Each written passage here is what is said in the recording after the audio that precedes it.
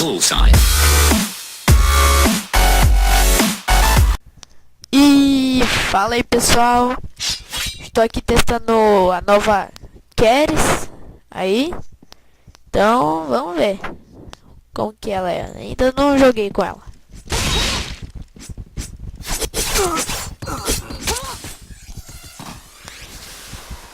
Vamos ver aqui, vamos ver se consigo um kill.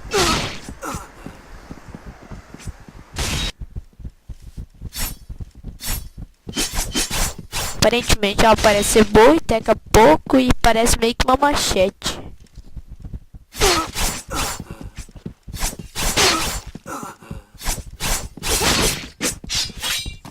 E tá difícil de conseguir um kill.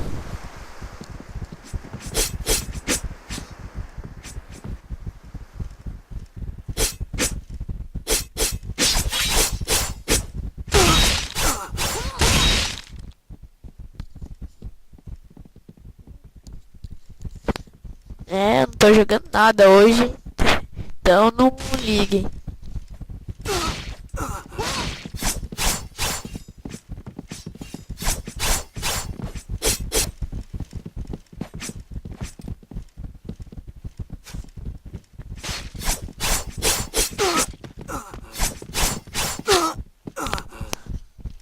Como vocês podem ver, ela não teca, bem pouco, mas é boa. Vai estar difícil ficar conseguindo kill.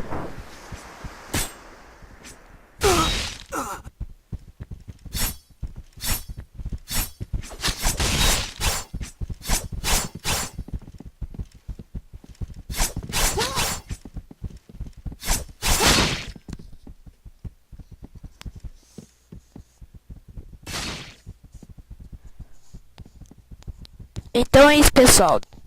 Esquece de se inscrever no canal, deixa aquele like para dar uma força e fui!